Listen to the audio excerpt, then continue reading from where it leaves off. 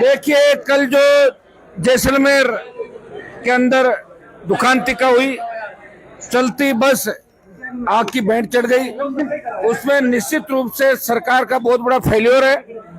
और भजन लाल जी और देश के गृह मंत्री से मांग करते हैं कि इसमें कम से कम प्रिंसिपल सेक्रेटरी, ट्रांसपोर्ट कमिश्नर ऐसे लोगों को सस्पेंड करना चाहिए, एपीओ करना चाहिए। 2 इंस्पेक्टरों को एपीओ करके क्या संदेश देना चाहते हो? लगातार प्रदेश के अंदर, पहले झालावाड़ के अंदर जिस तरह स्कूल की छत गिरी, एसएमएस अस्पताल के आईसीयू के अंदर आग से बहुत से लोग अपनी जान गंवा बैठे, और लगातार तीसरा हादसा। और परिवहन मंत्री जहां से आते हैं, डिप्टी सीएम, उनके इलाके में गैस त्रासदियां जो पिछली बार हुई, इस बार जो गैस टैंकर था, गैस सिलेंडर जो रखे थे, उसके अंदर बड़ी त्रासदी हुई। और परिवहन मंत्री जो प्रदेश के उप मुख्यमंत्री है, उनको इस मामले में सफाई देनी चाहिए। मैं तो परिवहन मंत्री से इस्तीफे की मांग करता हूँ। इतने बड़े हादसे हो रहे हैं, कहीं आपके इस्तीफे से क्या पता सुधर जाए। मुझे तो लग रहा है कि प्रदेश को नजर लग गई और प्रदेश बहुत इसमें शॉर्ट सर्किट हुआ। कौन से कारण थे? इमरजेंसी गेट इसका बंद था, आखिर क्या लालच हो गया बस वालों को? और आजकल तो सड़कों पे चाहे जहाँ बस की बोडियां बन रही है, रातों रात बस तैयार हो रही है, एसी कोच हो रहे हैं तैयार, वो बना रहे हो आप, जगह जगह फिटनेस के आप उनको लाइसेंस जारी कर रहे हो, फिटनेस के सर्टिफिकेट दे रहे हो। कोई सुरक्षा के मानक नहीं, कोई जिस तरह सीटें अंदर होती है, चौड़ाई सीट की किस तरह की होगी, कोई चेक नहीं कर रहा है। ये बहुत बड़ी लापरवाही है। और भजन लाल जी को मैं कहना चाहूंगा, भजन लाल जी, जब से आप आए हो 2 साल के अंदर, सिवाय त्रासदियों के राजस्थान में कुछ भी नहीं हो रहा है। तो या तो आप 3-1 महीने छुट्टी चले जाओ, क्या पता राजस्थान ठीक हो, राजस्थान की बात नहीं, और उसके बाद भी ठीक नहीं होता था, वापिस आ जाओ।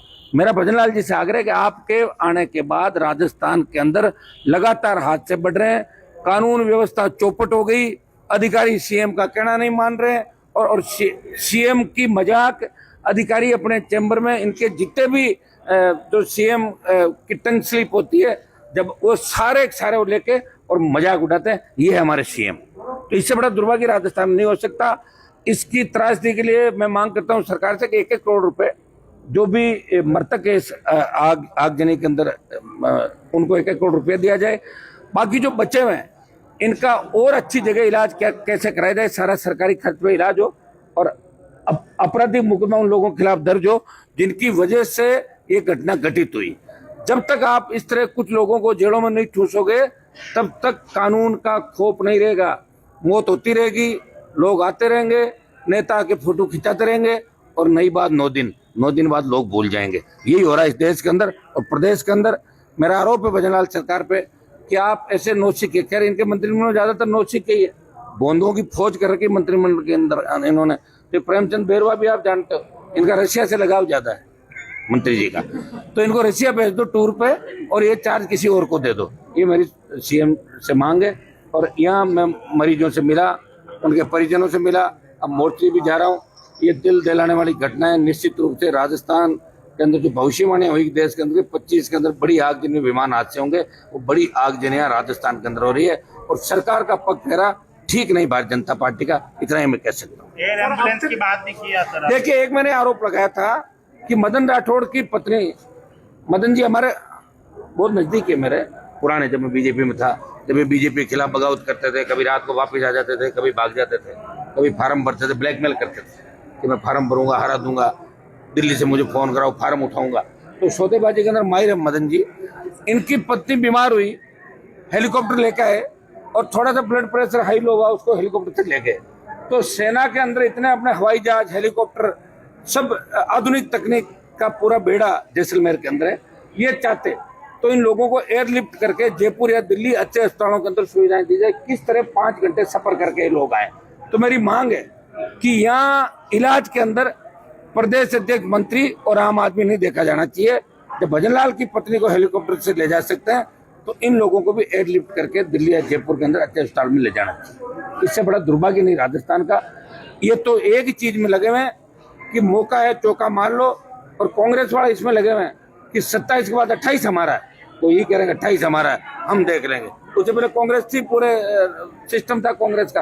एक बार कांग्रेस एक बार भाजपा, ये त्रासदियां होती रहेगी। एनसीआरबी के आंकड़े बता रहे हैं कि राजस्थान देश के अंदर सबसे बड़ा महिला अत्याचार उत्पीड़न के अंदर, और सबसे ज्यादा महिलाओं पर अत्याचार हो रहे हैं, SC ST पर अत्याचार हो रहे हैं। राजस्थान बदनाम हो गया, हर पेपर आउट हो रहा है, कोई सुरक्षित नहीं। और तो और अब तो बस ट्रेन और अस्पताल के ICU भी सुरक्षित नहीं, जहां आग लग रही है। इसलिए भगवान के भरोसे राजस्थान है, इतना ही मैं कह सकता हूँ। चिकित्सा मंत्री के बारे में क्या चिकित्सा मंत्री का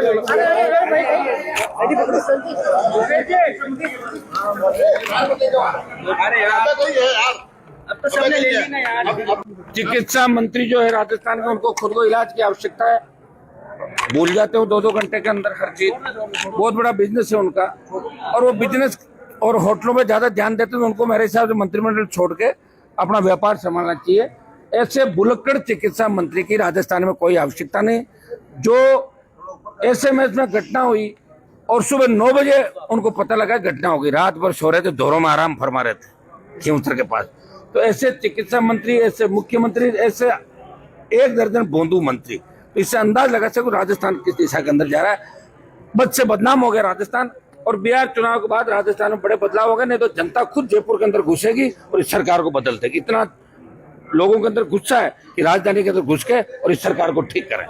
सर मुआवजा अभी 24 घंटे हो गए, 1-1 करोड़ मांग करी हमने, केंद्र ने 2-2 लाख देके मजाक उठाई है। 1-1 करोड़ मुआवजा मृतक के परिवार को, और घायल जितने भी हैं उनको बड़ा मुआवजा, और उनका इलाज सारा विदेश ले जाना पड़े तो विदेश इलाज कराए, नहीं तो दिल्ली या जयपुर के अंदर जो भी हायर सेंटर अच्छे बन यूनिट जहाँ पे, वहाँ इनका इलाज कराया जाए। कई लोग तो बिल्कुल ठीक हो रहे हैं, बड़ा जज्बा उनके अंदर, कई लोगों ने बहुत प्रयास किया, लेकिन कुछ लोग ठीक होने की स्थिति में नहीं है।